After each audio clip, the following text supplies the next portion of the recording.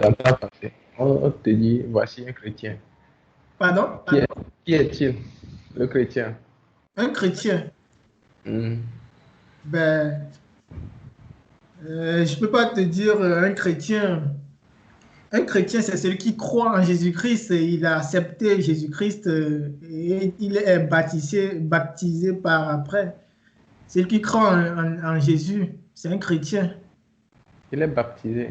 Ouais. Parce que Comment est-ce que... Comment...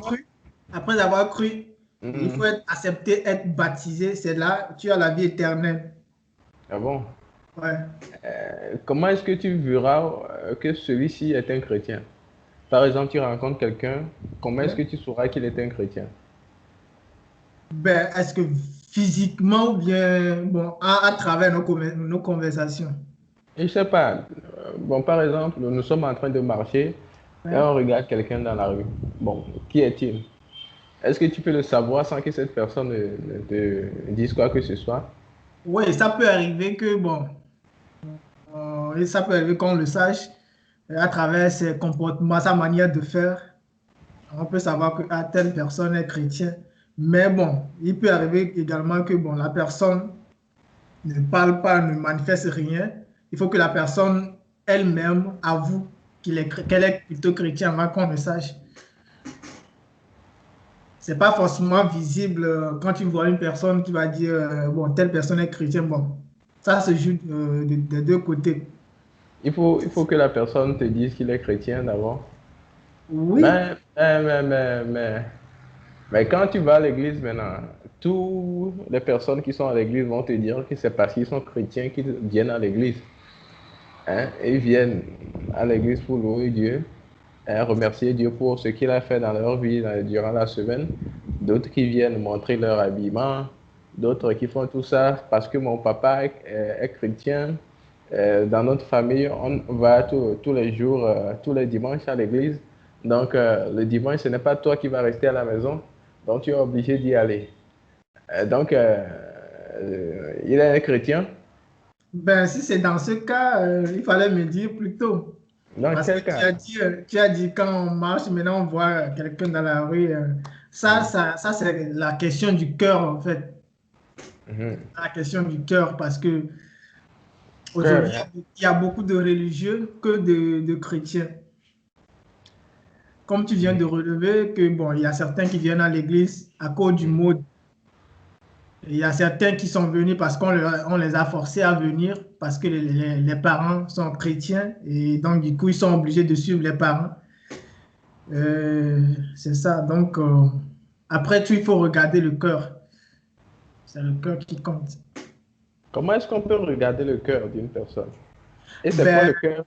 C'est quoi le cœur même? Qui dit cœur, cœur? C'est ça. Moi, j'ai un cœur ici, ça fait circuler le sang dans ma tête. pour l'homme, c'est difficile parce que c'est difficile pour l'homme de regarder ou bien de constater vraiment que telle personne est un fervent chrétien. Parce que c'est un peu difficile et compliqué. Parce que aujourd'hui, beaucoup d'hypocrites remplissent les églises soi-disant chrétiennes. La personne peut avoir deux vies. Par exemple, cette personne a une vie à l'église et une autre vie à l'extérieur. Donc, quand elle vient à l'église, elle se dit, bon, l'ange, et elle fait tout, cette dernière fait tout, bon, pour pouvoir plaire bon, à Dieu et aux hommes. Maintenant, quand cette personne sort de l'église, c'est une autre vie qu'elle mène. Donc, du coup, devant cette personne, tu vas dire que, ah, telle personne, vraiment, elle sert vraiment Dieu, elle sert vraiment Dieu. Mais en dehors, ce qui se passe, tu ne sais pas. Donc, tu ne peux pas conclure que, ah, telle personne a vraiment, son cœur est avec Dieu. Pour l'homme, c'est un peu difficile à dire ou bien à conclure que à telle personne. C'est seulement Dieu qui peut dire, ah, celui-ci est mon serviteur, mon vrai serviteur, ou bien mon serviteur authentique. C'est seulement Dieu. Mais néanmoins, comme on le dit, d'habitude, les oiseaux de même plumage volent ensemble. Euh, donc, si tu es véritablement un chrétien, tu dois savoir reconnaître un chrétien. Si je suis vraiment chrétien, je dois savoir véritablement reconnaître Tu dois chrétien. arriver à reconnaître un chrétien. Sinon, si tu ne le reconnais pas, ça veut dire que tu n'es pas un chrétien. Ben, c'est pas, je dirais que bon, c'est pas évident. C'est pas évident. C'est pas Pourquoi évident. tu dis que ce n'est pas évident? C'est pas évident. Même les pasteurs, donc tu vas dire que c'est ce que je dis. Moi, je parle en conséquence de cause, hein.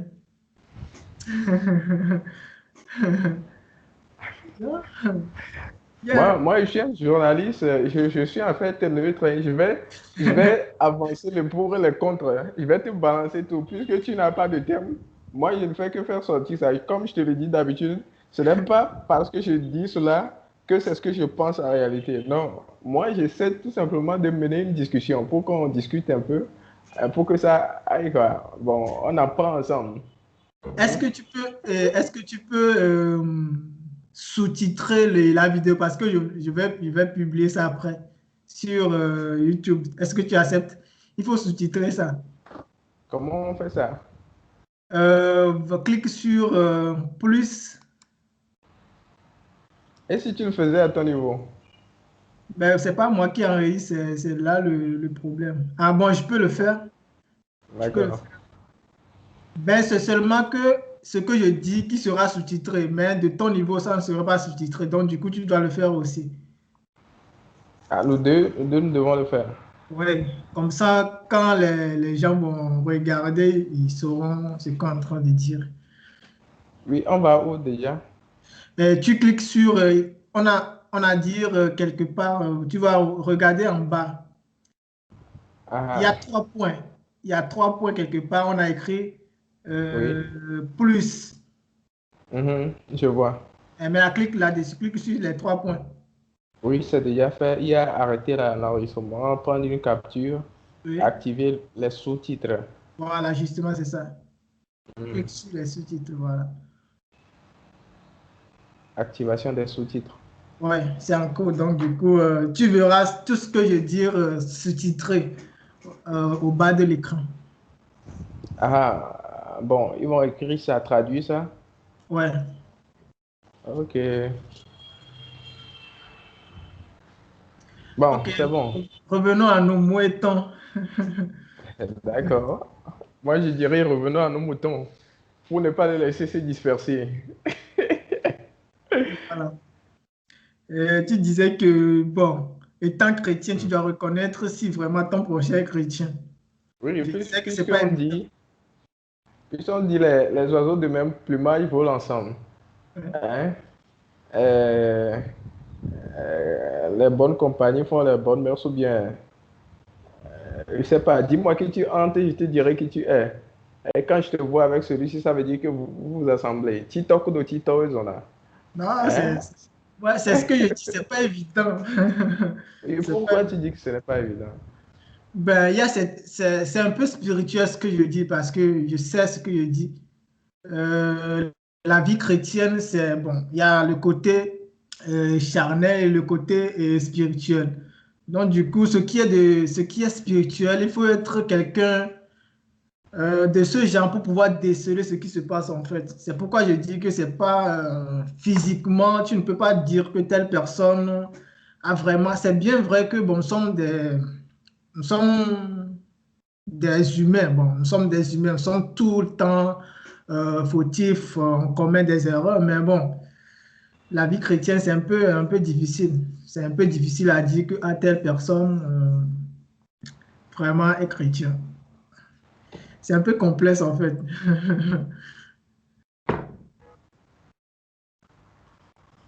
Donc, il n'y a pas moyen de regarder quelqu'un pour la première fois et dire que voici, cette personne-là est un chrétien. Ce n'est pas possible.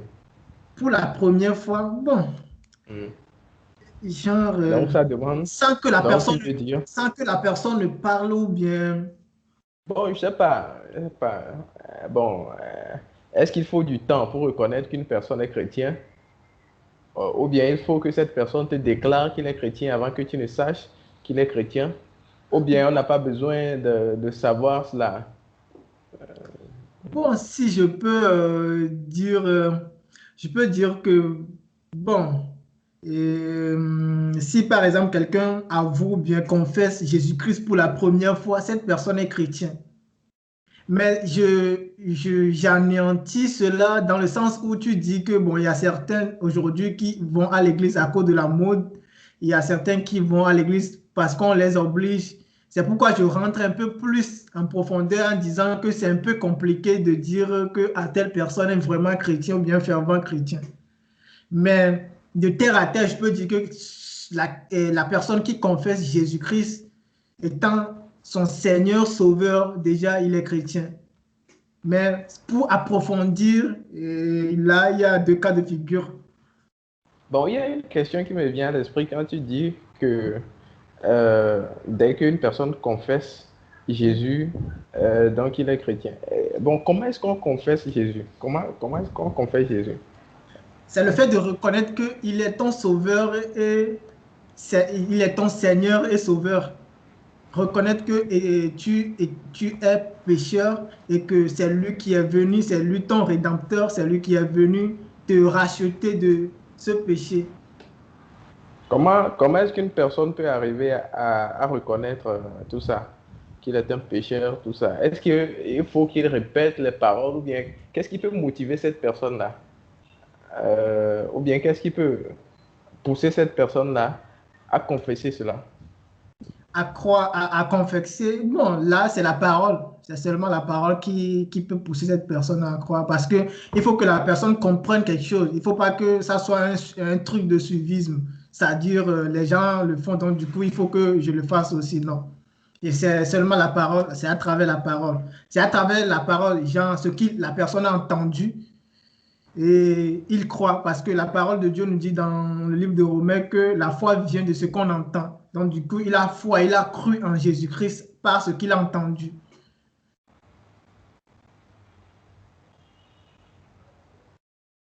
D'accord, d'accord. Donc, un chrétien, celui qui a confessé de sa bouche que Jésus-Christ est son Seigneur et son Sauveur. Ouais. Et donc, pour confesser que Jésus-Christ est son Seigneur et son Sauveur, il faut que cette personne entende quelque chose. Et qu'est-ce que cette personne doit entendre? La parole de Dieu. C'est la parole, voilà. Voilà. Bon, est-ce qu'il peut arriver que qu'en cours de route ou bien en cours de chemin, Ouais. euh, cette personne-là perde sa vie de chrétienté? Perdre sa vie de chrétienté comment? Est-ce que tu peux reformuler? Bon, avant qu'il ne confesse de sa bouche que Jésus-Christ est Seigneur. Bon, disons qu'il perd, il ne reconnaît plus que Jésus-Christ est Seigneur. Genre, aujourd'hui, il a cru en Jésus-Christ et demain, il ne croit plus en Jésus-Christ. Oui. Supposons une personne qui a entendu chez nous, d'habitude, on fait des croisades, on dit venez à Jésus. Et souvent le verset que l'on utilise, c'est Jean 3,16. Car Dieu a tant aimé le monde, a donné son Fils unique, afin que quiconque croit à lui ne périsse point, mais qu'il ait la vie éternelle. Tu vois, comme je l'ai récité, comme de la récitation. Ouais. Hein? Voilà, il entend cela, il a des problèmes, tout ça, il dit, ah, Jésus peut me sauver. Donc, il dit, bon, si tu veux recevoir, le pasteur lui dit, ou bien le prêtre dit, si tu veux recevoir Jésus comme ton Seigneur Sauveur, répète ces paroles après moi. Voici, tant, tant, tant, tant, tant, je reconnais que tout ça, jusqu'à la fin. Voilà, il dit, bon, cette personne, est-ce qu'il est chrétien? Je reviens encore sur le sujet. Ouais, bon, tu m'as posé une question avant, donc du coup, je réponds à cette question d'abord. Tu dis, est-ce que c'est possible que quelqu'un croit en Jésus aujourd'hui et demain, et puis, comment on appelle, dévie? Oui, c'est normal, ça peut arriver. La foi de la personne peut être défaillante. C'est le cas de notre, comment on appelle, le prophète Pierre. Pierre, c'était également arrivé dans sa vie. Quand il marchait avec Jésus, Jésus l'a dit, Pierre, Pierre, sans temps, t'as réclamé, c'est moi qui ai prié, afin que ta foi ne défaille pas. Maintenant, aller un peu plus loin, quand Jésus, bon, Judas allait livrer Jésus, Jésus a dit à Pierre que le coq ne va pas chanter avant qu'il ne lui renie trois fois. Mais il a renié cela. Pierre a renié cela. Mais effectivement, cela est arrivé. Quand on a déjà livré Jésus et une femme s'est approchée de Pierre lui en demandant, il est l'un des disciples de Jésus, il a renié cela. Parce que tout ce qui se passait autour de lui, c'est juste pour sauver sa vie. Donc, du coup, il a renié que, bon, il était, ou bien il est chrétien, tu vois, ou bien il est avec Jésus. Donc, ça peut arriver. Ça peut arriver que, bon, la foi de quelqu'un soit défaillante. Mais cela Donc, ne veut ça pas. veut dire, Oui. donc, ça veut dire qu'un chrétien peut pécher. Oui, un chrétien peut pécher, mais il faut reconnaître que, bon, ce que tu as fait, parce que c'est ça qui nous diffère des païens, en fait. Si tu pêches, reconnais que tu as péché et tu demandes pardon à Dieu là, vraiment, tu montres vraiment ta chrétienté. Mais si tu pêches et tu ne sais même pas que tu es en train de pécher, c'est là où c'est grave.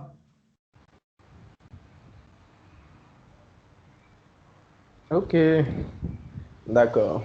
Parce que nous sommes des humains, on ne sommes pas des dieux. Donc, du coup, le péché, c'est la chair. Parfois, la chair peut dominer, donc du coup, on peut pécher. Mais il faut reconnaître rapidement que ce que tu as fait, c'est pas bien et demander rapidement le pardon. Bon, j'ai encore une question. Ouais. Quelle doit être la relation entre un chrétien et les autres du dehors? La relation entre un chrétien et les autres du Dieu, c'est-à-dire les païens.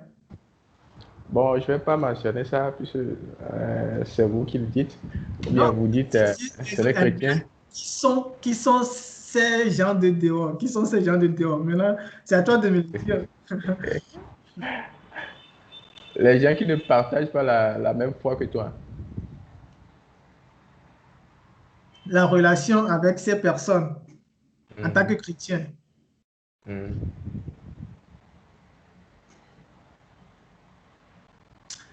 Je veux dire, Ben, là, avec les athées, un chrétien, comment doit-il se comporter avec un athée, un musulman, un Bouddha et tout le reste? bon, moi, je dirais dans ce sens que euh, bon, bon, ça dépend de la conception des autres, mais bon, la Bible parle à ce point, mais je n'ai pas le verset en tête, sinon j'allais lire le verset.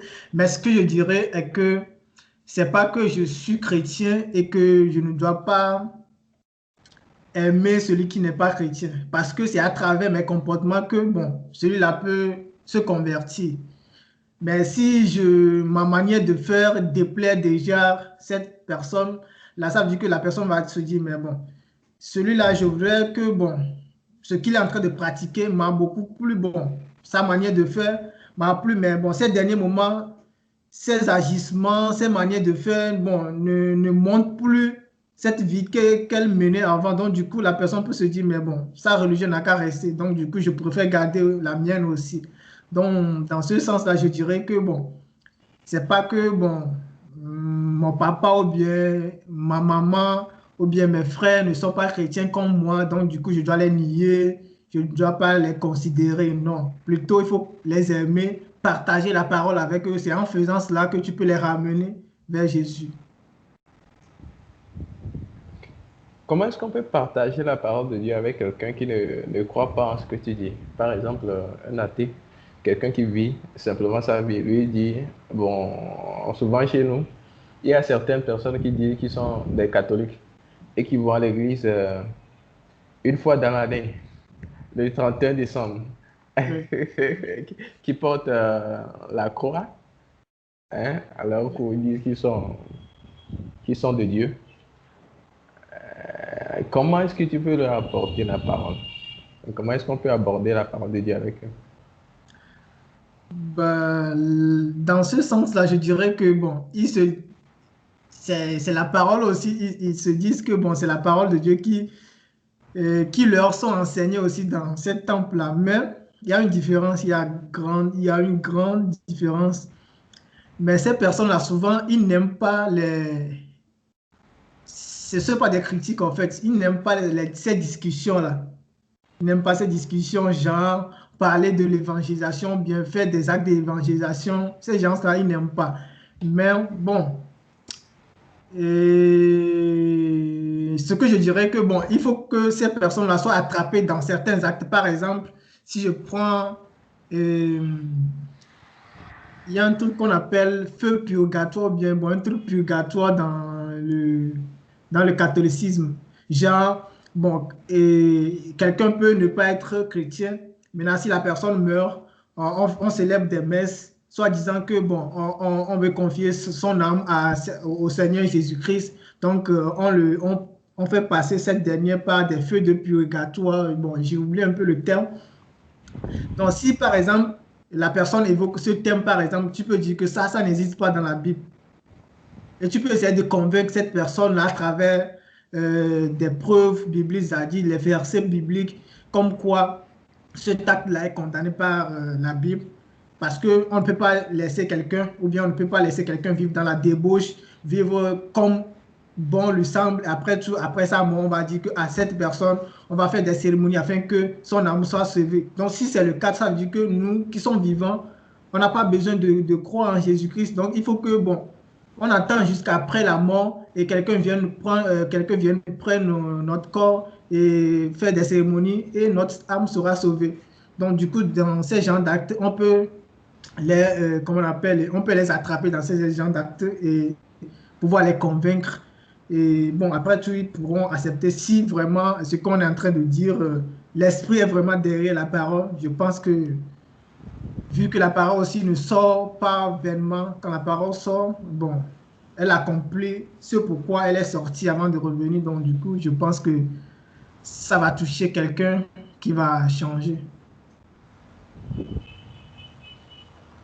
Bon, quel avantage y a-t-il à être un chrétien?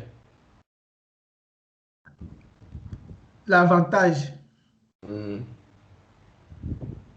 le plus grand, c'est la vie éternelle. Donc, ça veut dire que ceux qui ne sont pas chrétiens n'ont pas la vie éternelle. Ah oui, justement, ils n'ont pas la vie éternelle. Avoir la vie éternelle, c'est croire parce que, bon, je vais te donner un verset. C'est pas mon portable. Bon, juste, je vais paraphraser parce que Hmm. la Bible dit, et ceux qui ont cru et ont confessé de leur bouche que Jésus-Christ est Seigneur sont enfants de Dieu. Donc, du coup, c'est seulement les enfants de Dieu qui ont la vie éternelle. C'est Et dans Luc 10, Jean. j'aimerais savoir ce que vous appelez par la vie éternelle.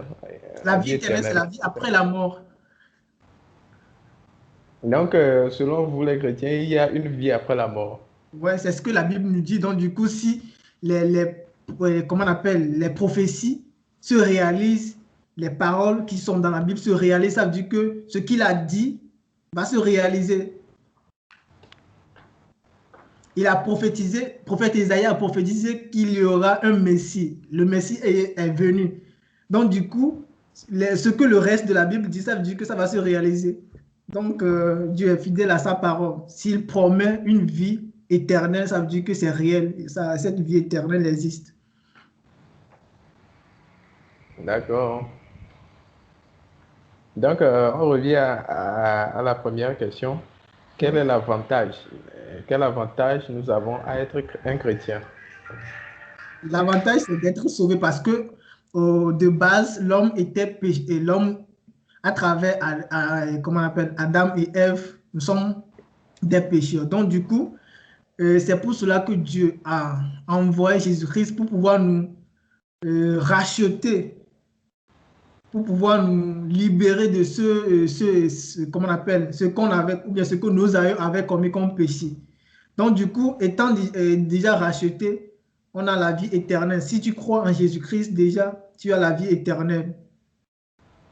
Et dans cette vie-là, dans cette vie que nous menons tous les jours, dans la vie de tous les jours, Oui, je dis bien de tous les jours, ça veut oui, dire aujourd'hui, oui, dimanche, oui, demain, lundi, dans la vie là, oui. dans les heures que nous vivons, quel est l'avantage que nous avons d'être un chrétien? Quel est l'avantage que nous avons d'être chrétiens? Hmm. Dans ces heures-là. Oui. Hmm. Ah, donc ça veut dire que, bon, ok, c'est une question posée. L'avantage que nous avons, c'est que quoi? Nous avons une différence sans qu'on ne le sache. Parce que la différence, c'est que c'est quoi? Si par exemple, je prends l'exemple terre à terre. On a un sauveur qui est Jésus-Christ. Si par exemple tu tombes dans une tentation ou bien dans une situation où tu ne sais pas comment t'en sortir, si tu évoques Jésus-Christ, ça veut dire que tu seras sauvé. Parce que sa parole nous dit que tout genou fléchit en son nom. Donc du coup, une fois que tu vas évoquer son nom, ça veut dire que tu seras sauvé. Si tu, comment on appelle, si tu as une maladie, un problème, un souci, et si tu confies tout cela à Jésus-Christ, ça veut dire que tu vas trouver une solution à ça. Mais ceux qui sont dans le monde, ben, ils diront, bon, allons chez ce charlatan, allons chez ces, comment on appelle, ces idoles. Après tout, ils auront une satisfaction, même pas, ce sont des chagrins en fait, une satisfaction éphémère qui va passer. Mais notre satisfaction, c'est éternel, ça dure quoi. C'est juste des exemples terre à terre, j'ai pris juste pour... D'accord.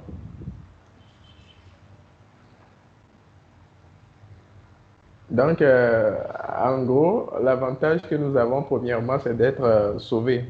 Si tu es un Ouais, chrétien, tu as le salut, tu as la vie éternelle, c'est-à-dire la vie après la mort. ouais. C'est ça? Ça, c'est Oui, le plus grand avantage que nous avons. Maintenant, dans cette vie présente, vous dites, vous pouvez rappeler ça un peu? dans cette vie présente, Vous je dis pouvez faire que un bon, si vous bref résumé. traversez une situation où il y a quelque chose qui ne croche pas avec vous, là, vous Hmm. pourrez évoquer Jésus-Christ parce qu'il y a beaucoup de promesses de Dieu qui sont dans la Bible que je peux dire que ce sont des avantages. Il y a beaucoup de promesses qui sont faites dans la Bible parce que dans Matthieu 25, si je ne me trompe pas, la Bible dit qui a quitté sa famille, son terrain, ses frères, sa mère et n'a pas reçu un centuple. Et en plus de cela, des persécutions. Donc ça veut dire que si on laisse des frères ou bien si on laisse des biens dans le monde, ça veut dire que si on vient à Jésus-Christ, il y a plus que ça. Il y a plus que ça à avoir. Donc ce sont des avantages. Il y a plusieurs promesses de Dieu dans la Bible. Donc, ça veut dire qu'un chrétien n'aura plus de problème. Non, un chrétien, c'est ce que je viens de dire. En plus comment on appelle, de ce que nous allons avoir au centuple, genre les terrains, les frères, les soeurs, la famille, nous allons recevoir les persécutions. Ça veut dire que ce sont des problèmes. Oui, mais nous voyons bien que dans ce monde-ci, ceux qui réussissent, en fait, ce ne sont pas des chrétiens. Ceux qui ont des terrains, ils ont des voitures, tout ça, ils ont également des problèmes. Comme le dit le verset que vous venez de mentionner, ils ont Ouais. également des problèmes. Bon, quelle est la différence entre ces personnes-là, leurs problèmes qu'ils ont et le problème des chrétiens? Oui, notre problème, le problème des chrétiens, c'est que ce chrétien peut vite s'en sortir s'il reconnaît vraiment qu'il est dans un problème et il a quelqu'un qui peut lui faire sortir de ce problème-là directement, il peut sortir de ce problème. Mais ce qui est dans le Mais monde, tel n'est pas le cas. Tel n'est pas le cas. Ce n'est pas le constat que nous faisons.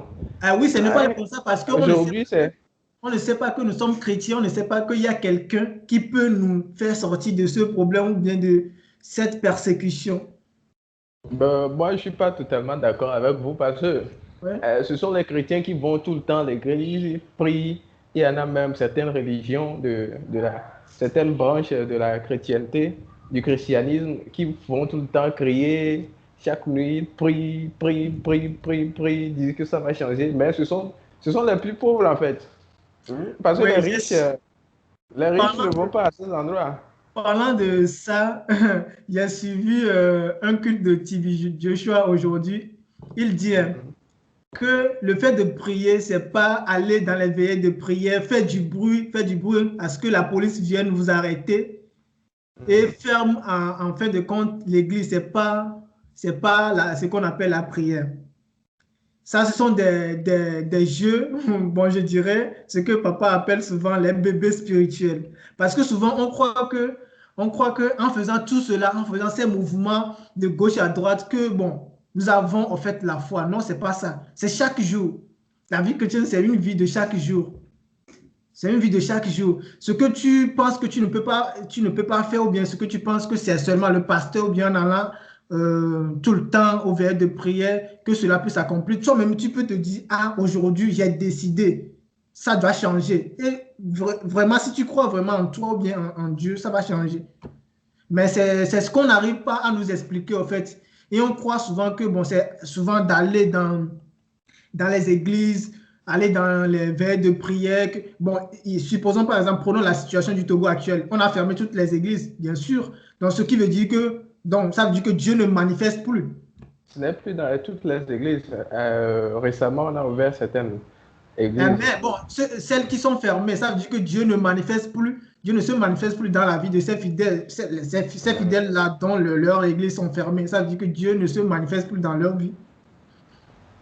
Tu vois, donc du coup, si nous prenons cette Hmm. situation, ça veut dire que, bon, nous comprenons mal, ou bien peut-être on nous interprète mal la Bible. D'accord. Donc, c'est intéressant de partager avec vous ce message sur la chrétienté. D'accord.